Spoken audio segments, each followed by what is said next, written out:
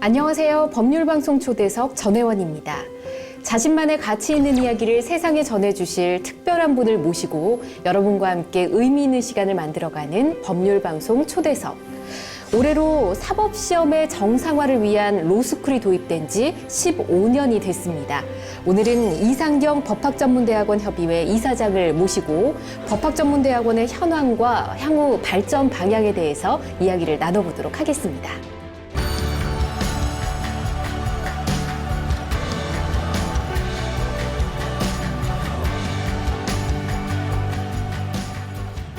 이사장님 안녕하세요. 반갑습니다. 네, 반갑습니다. 네, 예전에 행사 때 잠깐 인사드린 적이 있었는데 그때는 인사만 드리고 스쳐 지나가서 이렇게 깊이 있는 이야기를 할 시간이 없었는데 오늘이 또 우리 시청자분들께도 그렇고 저한테도 굉장히 의미 있는 시간이 될 것 같습니다. 잘 부탁드리겠습니다. 네, 귀한 말씀 감사드립니다. 저희 15주년 행사 때도 전혜원 아나운서님께서 너무 잘 진행해 주셔서 깊이 감사드리고 언젠간 제가 보답을 드려야 될 거라고 네. 생각을 하고 있었습니다. 네. 법률방송 초대석 시작을 하기에 앞서서 굉장히 훈훈한 분위기로 인사를 이렇게 나누게 됐는데 그때 인사를 드리고 몇 달이 또 지났거든요. 최근에는 어떤 일에 좀 집중을 하고 계실까요? 네, 저희가 21세기에 걸맞게 변호사 시험을 법무부에서 CBT로 컴퓨터 베이스드 테스트입니다. 네. 그 CBT로 시행하기 위해서 준비 중에 있는데요. 전국 25개 로스쿨은 CBT 시설을 완비하고 제2회 전국 모의 변호사 시험을 컴퓨터 베이스드로 칠 겁니다. 네. 그래서 그 일에 지금 제가 많은 관심을 갖고 각 로스쿨의 준비 상황도 알아보고 또 원장님들에게 필요한 것이 무엇이 있는지 그런 것들을 좀 체크업하고요. 또 필요하면 법무부에 연락을 해서 소통의 채널로 그런 일들을 담당하고 있습니다. 그렇군요. 테스트 방식이 바뀌는 게 굉장히 변화가 많기 때문에 챙길 것들이 많으실 것 같습니다. 정확하게 말씀하셨습니다. 완전히 센세이션을 한 겁니다. 이제 선사 시대에서 문명의 시대로 가는 겁니다. 네, 종래에는 학생들이 필기도구를 들고 열심히 한 손으로 쓰다가 뭐 어깨가 결려갖고 쓰러지기도 하고 그러는데 네. 지금은 이제 두 손을 이용해서 컴퓨터로 그것도 얼마든지 지우고 다시 쓰고 잘 할 수 있는 그러한 시대로 열리기 때문에요. 네. 종래의 그런 고답적인 시험 방식에서 벗어나서 첨단 컴퓨터 베이스드 테스트로 가게 되는 것은 정말 문명시대의 개막이다. 이렇게 저는 생각을 하고 있습니다. 그렇군요. 네. 뭔가 새로운 세상이 열리는 네, 그런 네. 기분일 것 같습니다. 네, 네.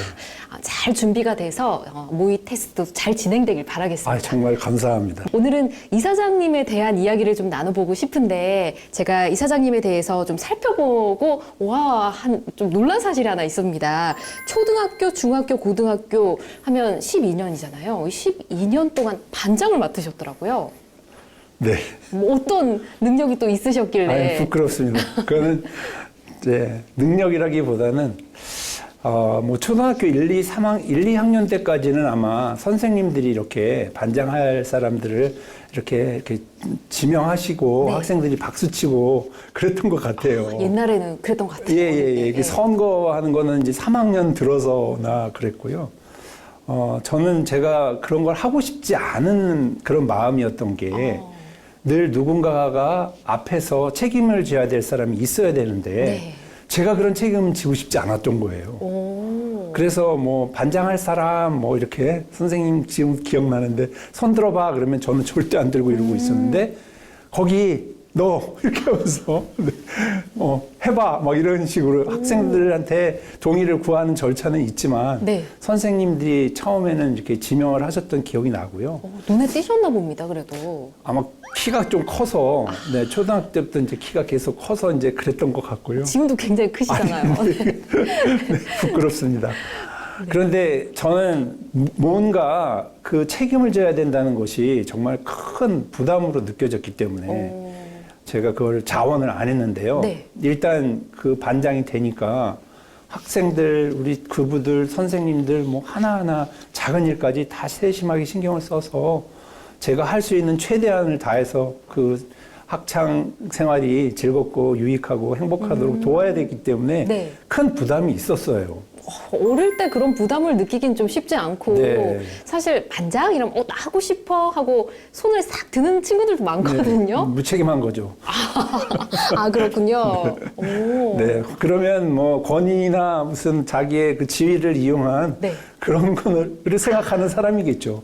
근데 반장은 헌신하는, 봉사하는 자리입니다. 네. 그리고 학생과 선생님 사이에 매개체가 돼서 중간에 고민들, 뭐 스트레스들 이런 것들을 또 이렇게 버퍼존처럼 받아내주고 네. 중간에 그 완화하고 중재시키고 그런 역할을 해야 되기 때문에 네. 사실 제가 생각하기에는 좀 힘들었던 것 같아요. 근데 2학년 올라오니까 또 시켜. 했던 사람이지. 그렇죠. 네. 그래서 그때는 이제 집에 가서 엄마한테 나 반장하고 싶지 않다고. 그랬더니 괜찮다. 네. 다 너가 선한 마음을 가지고 있어서 그런 거니까 아마 좋은 일이 많이 생길 거다. 이렇게 어머니가 되게 적극적으로 네. 많이 격려를 해주셔서 2학년 때도 했고요. 예. 이제 3학년 때부터는 선거를 하는데 네. 했던 사람이 계속 되는 거예요. 자, 이제 중학교를 신길동에 있는 장훈중학교로 네, 다니신 네, 걸로 네. 아는데 중학교 때 친한 친구가 하나 있었는데 싸움을 전교에서 제일 잘하는 친구가 굉장히 친한 친구였다는 얘기를 들었거든요. 네, 어떻게 된 건가요? 우리 중학교 때 통이요. 학교 통. 네, 학교 통이 저희 반이었습니다. 네. 네, 2학년, 3학년 계속. 네. 네, 그 친구는 이제 지금은 이제 연락이 안 되지만 네. 그때는 저희보다 한 살 많아서 제가 이름을 참 밝히기는 좀 그런데 나이가 한 살 이제 꿇어서 왔기 때문에 네. 등치도 저도 더 컸지만 크고? 네. 저보다 컸고요. 그리고 생각이 좀 어른스러웠는데 뭐 학생들을 괴롭히는 통이 아니고요. 네. 그냥 진짜 싸움을 잘하는 통. 그래서 제가 한번 싸움을 본 적이 있습니다. 어디서요? 네, 이렇게 운동장에 운동 끝나면 그 수도가에서 네. 막 씻고 이제 체육 시간 끝나면 들어가잖아요. 근데 거기서 이제 누군가가 시비를 건 것 같아요. 그것도 이제 뭐 너가 뭐 이 학교 통이냐, 뭐 어디서 굴러 들어온 뭐 이런 식으로 이제 이름을 괜히 시비 듣고 거는 시비를 거네요. 괜히 걸었는데 네. 그 친구도 키가 진짜 크고요. 덩치가 있었어요.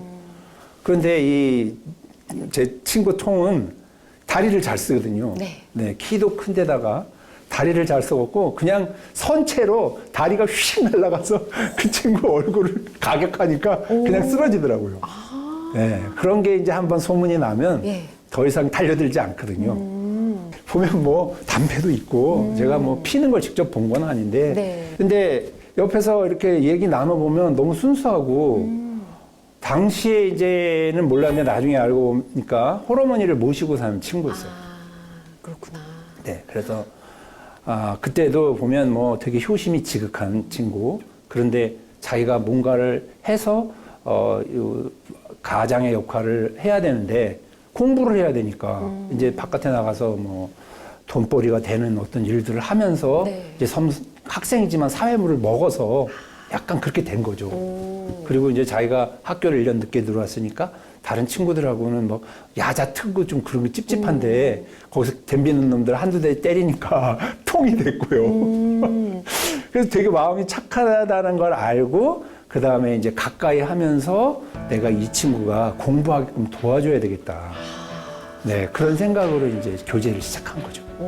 근데 저는 또 좋은 점이 예. 친구들 중에서도 뭐 학급에서 보면 좀 반발심이 강해서 선생님이 뭐 하라, 자습하라 이러면 떠들고 막 놀고 막 그런 그죠, 친구들이 그죠. 있어요. 예. 그런 친구들 제가 아무리 뭐, 야, 영훈아 조용히 해. 뭐, 선생님이 우리 자습하라 그랬잖아. 뭐, 그러면, 야, 반장이 뭐 별거야. 막 이런 애들이 있어요. 네.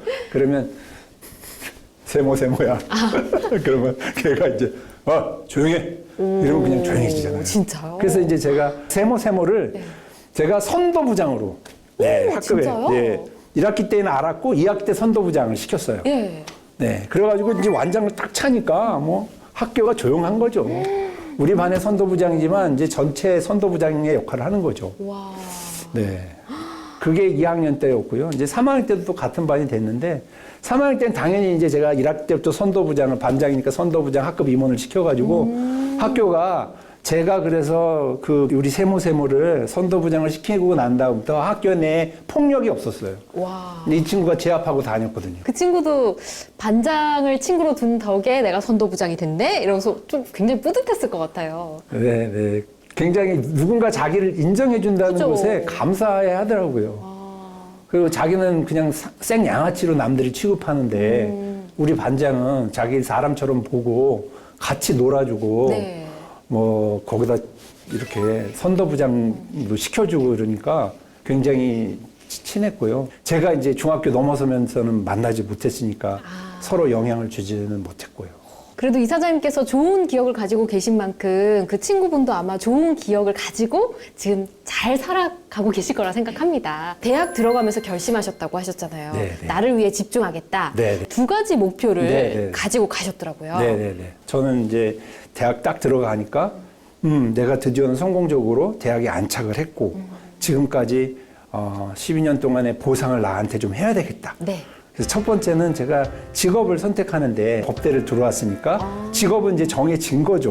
사실은. 뭐. 일단 법적으로 일단 네네네. 길을 법률가가 정했고. 되겠다. 네. 이제 50%는 성공했다고 생각했어요. 제 스스로. 두 가지 목표 중에 하나는 네. 성공을 한 네. 거고. 50% 성공. 네. 법대에 입학했다. 네. 그리고 또 하나는 그렇다면 네. 내 나머지 50%는 뭐를 채워야 될 것인가. 근데 제 머릿속에는 이상하게 제 반려자라고 하는 사람을 빨리 골라야 되겠다는 생각이 들었어요. 대학생 때 벌써 네. 그런 생각을 하셨어요? 네네. 어. 그래서 제가 만약에 인생을 살아간다면 제 직업과 제 결혼, 아내 이 두 가지 직업과 아내 이 네. 두 가지가 제 인생의 거의 전부가 되지 않겠나.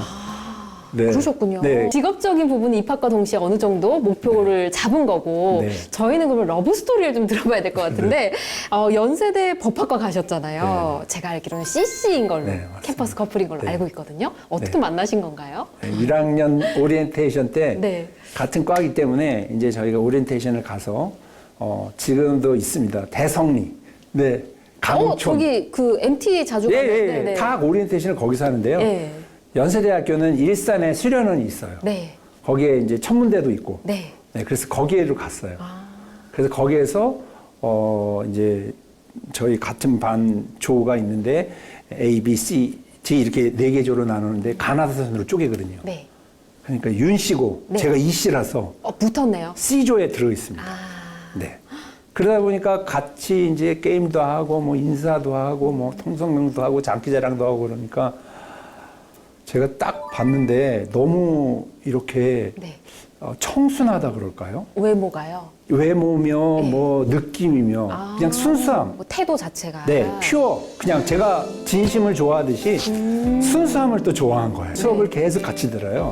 그러니까 제가 계속 추파를 던졌죠. 어머, 진짜요? 네, 너는 내가 지켜보고 있다 이렇게. 안 그러면 이제 자기는 의식 못하고 다른 남자 막 만나고 그럴 수 있잖아요. 그렇죠. 그래서 한 학기 동안 어쨌든 제가 관리를 그렇게 했습니다. 네. 그렇게 하고 여름방학이 돼서 지금 집사람은 집이 저 전주라서 고향으로 내려갔어요. 네. 그래서 방학 때는 이제 볼 수가 없잖아요. 그죠. 근데 당시에는 뭐 핸드폰이 있습니까? 뭐 삐삐가 있습니까? 뭐 편지를 써야 되는데 편지 또 황당하잖아요. 동기끼리. 연락할 방법이 일치 없는 거예요. 네. 그래서 몇 달은 2달 이상은 못 보는 거거든요. 네. 근데 친구들하고 놀러를 갔습니다. 놀러를 가서 설악산 부근에 소금강산이라고, 네. 소금강이라고 굉장히 절경이고 물소리 좋고 정말 금강산을 옮겨놓은 것 같은 곳이 있어요. 그래서 거기에 친구들하고 가게 됐는데 이게 그것도 산이라고 올라가니까 힘들더라고요. 대학교 1학년 체력이면 엄청난데, 네. 그래서 막 힘든데 누군가가 그 카세트 라디오 박스를 들고 와서 거기에 녹음 테이프를 넣어가지고 틀었는데 네. 내가 가는 길이 험하고 멀지라도 이 노래가 나오는 거예요. 그래서 네. 내가 가는 길이 멀고 험하더라도 그대 나와 함께 간다면 좋겠네. 이게 힘들고 막 땀 삐질삐질 나고 깽깽거리면서 올라가는데 그 노래를 딱 듣는 순간 누가 내가 이 험한 길을 같이 갈 수 있을 사람인가가 확 생각이 들면서 마음속에 갑자기 제 그 아내가 떠오르더라고요. 그래서 제가 그 7월에 그 한여름에 네. 소금강을 오르면서 제가 제 아내를 마음속에 좋아하고 고백을 해야 될 상대로 생각을 하고 있구나. 네. 거의 확신을 가지셨네요, 거기서. 네, 그때 저 혼자만. 제 기억이 11월 24일 교양 국어 시간인데 그때 바깥에 첫눈이 내렸어요. 이 1985년도 때는 이때다. 그래서 평상시에 제 아내가 이 성냥갑을 예쁜 모양의 그 성냥갑들을 모으는 취미가 있었어요. 그래서 친구들이 뭐 어디 바로크식의 카페에 가거나 뭐 어디 좋은 그 커피숍이나 옛날에 경양식집에 네. 가면 성냥들이 다양하게 이렇게 네. 앞에 그 모양들이 있어. 가게들마다 조금씩 네네네. 디자인 다르게. 디자인 다르고 네. 거기에 뭐 어디에는 뭐 고흐의 그림도 들어있고 조그맣게 찍어갖고요. 네. 뭐 그런 성냥들을 모아가지고 이렇게 가지고 있는 취미가 있었어요. 그래서 제가 학교 앞에 바로크 카페라고 좀 유명한 그 18세기식 그 실내 장식을 한 곳에 네. 가서 밥을 먹을 기회가 있어서 거기서 성냥을 가져왔거든요. 그래갖고 성냥을 열어갖고 안에 뒷면에는 평평하니까 네. 거기다가 학교 정문 앞에서 기다릴게. 오, 이거 너무 낭만적인데요. 그렇게 하고 성냥을 딱 닫아갖고 네. 이렇게 제 앞에 앉아 있었거든요. 제가 네. 항상 옆이나 앞에 이렇게 근처에 네, 앉으셨군요. 근처에 있다가 예. 나 성냥 이거 내 받아봐. 네. 그랬더니 고마워 이러면서 저는 최소한 그걸 열어볼 줄 알았어요. 아, 설마 안 열어보셨어요? 네, 그냥 고마워. 그리고 이제 수업 시간에 주니까 얼른 이제 자기 가방에 넣겠죠. 그래서 저는 어떡해. 이제 받았으니까 네. 이제 읽어볼 거다 생각하고 그리고 가방 싸가지고 선생님 수업 중인데 튀어서 나갔어요. 네. 그래가지고 그게 3시, 오후 3시? 그때부터 이제 나와갖고 네, 학교 정문 앞 수의실, 경비실이 있었는데 네. 그 앞에서 이제 기다리고 있었죠. 이 저녁도 먹고 기다렸는데 7시가 돼도 안 오고 8시가 돼도 안 와요. 거기서 제가 3시부터 11시까지 8시간 기다렸습니다. 어떡해요. 다리는 아프고 온갖 사람들은 이제 다 인사하고 11시가 되니까 네. 그때 누군가가 그 백양로 길에 등이 켜져서 네. 희미한 이제 등 조명 아래 자기가 걸어오더라고요. 사모님이요? 예, 아내가. 그래갖고 내가 드디어는 오는구나. 드디어는 내가 기다려.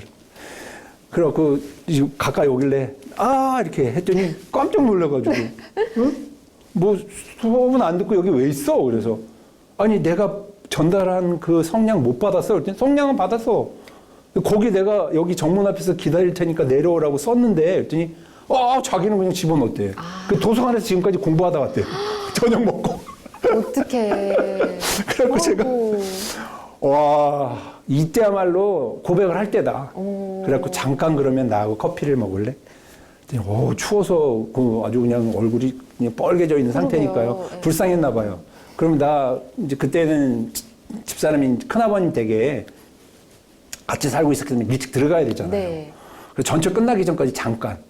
그래서 내가 알겠어. 그래서 학교 바로 앞에 블랙 카페라고 있었어요. 네. 그냥 이렇게 새카만 전체가 새카매요. 네.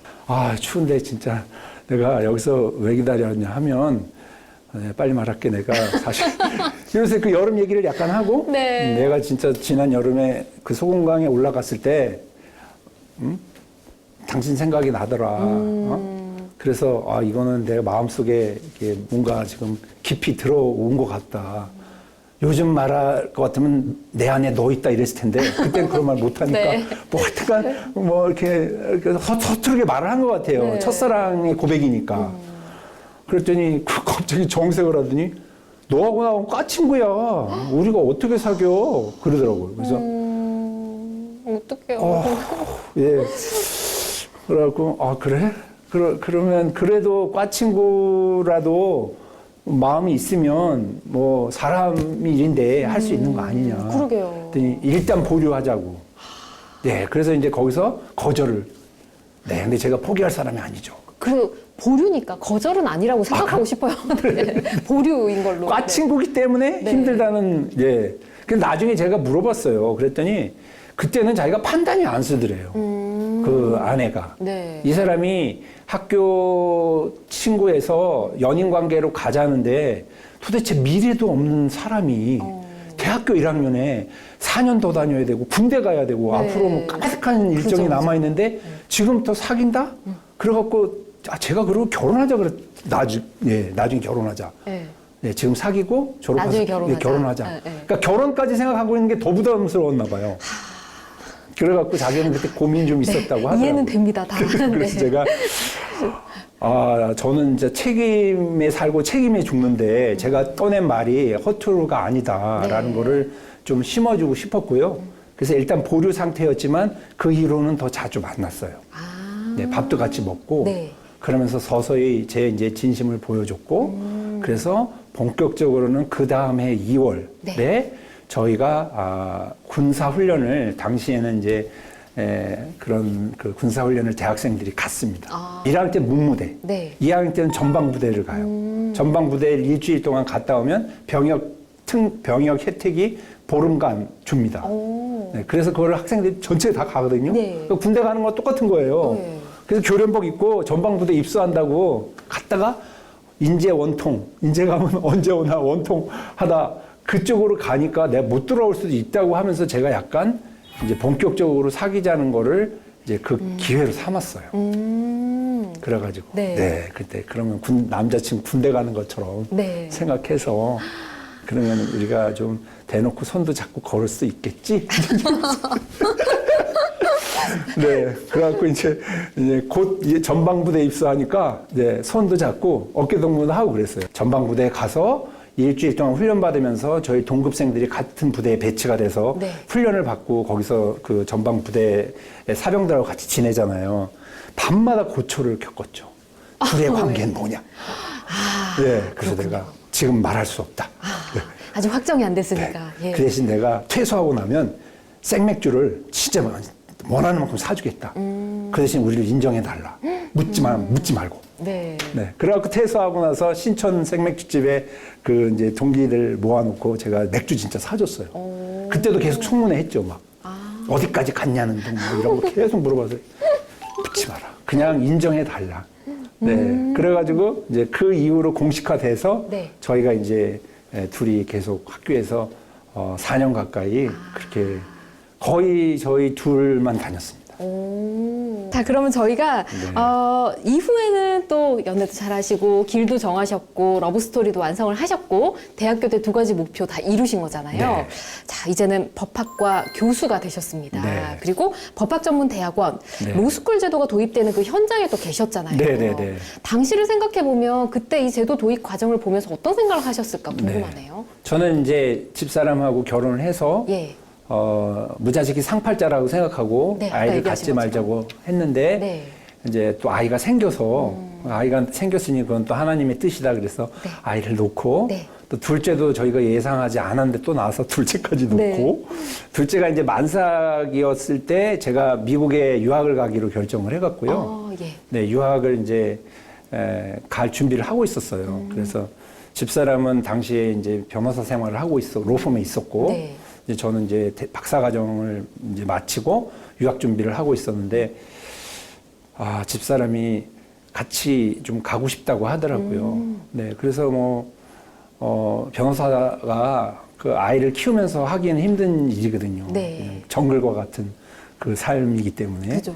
근데 이쪽 아카데미아 학교 쪽은 그냥 선비와 같은 삶이죠. 네, 공부하는. 네, 그래서 제가 네. 지도 교수님도 보면 되게 이렇게 선비와 같은 삶을 이제 부러워해서 법률가인 학자가 되기로 했는데 집사람에도 그런 기회가 있으면 좋겠다 생각해서 같이 유학을 가게 됐어요. 네. 그게 2001년이고요. 유학을 떠나서 미국 로스쿨에서 제가 5년의 모든 과정을 다 다녔습니다. 로스쿨에 이제 법학과 관련된 모든 학위는 제가 다 하고 미국의 로스쿨을 다 보고 돌아왔거든요. 그래서 생각한 게 미국은 정말 법치주의를 실현하는 나라인데 법률가가 너무나 많아요. 의회에 가면 미국 연방 상하 양원의 70% 이상이 다 법률가입니다. 네, 로스쿨 나온 분들이에요. 예. 어떤 직역이 있든지 로스쿨을. 그래서 제가 대한민국도 로스쿨 제도를 도입한다는 것은 그 실질적 법치주의를 실현하고 그 법치주의의 기반을 확대하는 거다라고 해서 그게 잘 정착이 돼야 된다라고 생각을 하고 네. 정말 크게 환영하는 마음으로 있었죠. 저는 더군다나 미국에서 로스쿨 나왔기 때문에 네. 이제 제가 어딘가에 쓰임이 있을 거다 생각을 하면서 네. 내심 반겼죠. 네. 그럼 보시면서 잘 정착이 됐으면 좋겠다라는 마음으로 바라보셨겠네요. 그냥. 네네네. 특히 이제 사회 일각에서는 저희 집안에도 사법시험 출신이 있잖아요. 네. 이제 집사람은 사법시험 출신인데 본인은 그러면 로여가 많아진다고? 이렇게 생각할 수 있잖아요. 그렇죠. 근데 저는 미국을 가보니까 선진 법치주의 국가에서는 법률가가 정말 많이 모든 영역에서 활동하면서 법이 사람이 아니라 법에 의한 지배를 실현하고 있다는 걸 알기 때문에 법률가가 더 많아져야 된다는 생각을 가지고 있었거든요. 안에서도 다른데 바깥에는 어떻겠어요? 네. 그냥 서로 그 직역 이기주의에 사로잡혀서 막 엄청 싸우던데 저 마음속에는 우리가 미래를 보는 힘이 없으면 역사를 후퇴시킬 텐데 지금 미래는 앞으로 그 로스쿨 제도를 통한 법률가를 교육을 통해서 양성해서 그리고 우리 각 사회 곳곳에 쓰임받도록 하는 것이 미래의 모습이다. 그거를 모르는 사람들이 저러는 거다라고 생각을 했죠. 그렇게 생각하신 이후로 이제 15년이 지났습니다. 저희가 대한민국 법학전문대학원에 대한 이야기를 또 나눠봐야 할 텐데 오늘은 여기서 인사를 또 드리도록 하고요.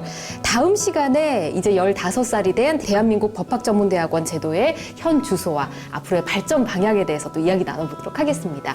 이사장님 오늘 고맙습니다. 네, 감사합니다.